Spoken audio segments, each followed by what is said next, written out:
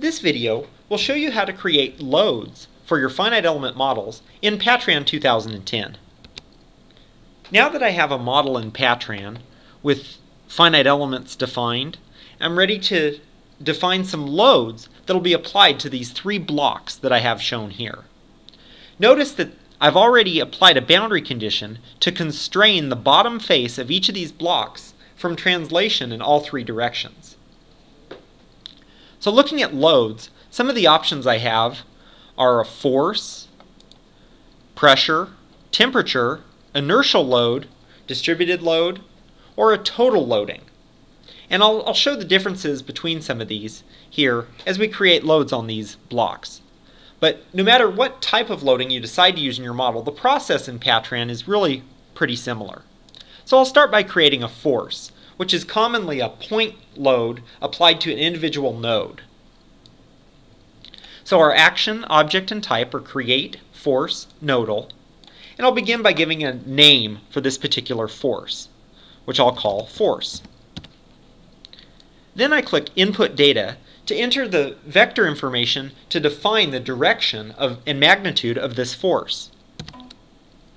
So for our force value, I want to apply 100 pounds in the negative y direction. So I'll enter 0, negative 100, 0, and leave the remaining moment fields and phase fields blank. So I'll click OK. And now I need to select an application region for this load. So what I'm going to do is select the entire top face of this first block.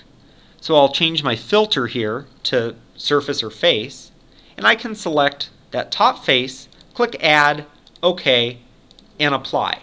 Now remember, I mentioned that a force applies a point load to the selected nodes. So in this case, every node on this top face is going to see a load of 100 pounds. Now some of you might be realizing this might not be what you want for your model, but we'll demonstrate that in a little bit. So the process is similar to go on and create, say, a pressure load. In this case, I'll be creating an element uniform pressure load, which means the pressure across each element will be the same. You could very well have an element variable where the pressure varies across an element. So again, I'll enter a name. In this case, creatively, I'll call it pressure. Our target element type is 3D, but you could apply a pressure to a 2D surface if you had one in your model. I'll input data, and in this case we just give it a magnitude for the pressure because it's always considered to be normal to the surface you select. I'll select 100, in this case pounds per square inch. So I'll click OK. Select my application region, and in this case I'll select the top face of the middle block. Click Add, OK, and Apply. And the red arrows indicate that I've applied a pressure to this surface. Finally, I want to look at another option for creating a total load on a surface. And the way this works is the total load value that you enter is distributed across all of the entities that you select to add up to a total of the value you defined. So again, I need to give it a name. And select my target element type, input my data, and this is a vector load,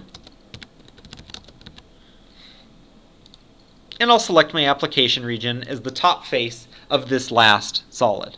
So I'll click Add, OK, and Apply. And the blue arrows indicate that a total of 100 pounds is being applied all across that whole surface.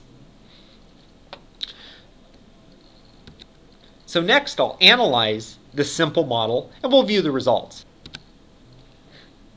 Now that I have my results file attached, I can create a quick plot to show how these different loads cause our model to behave.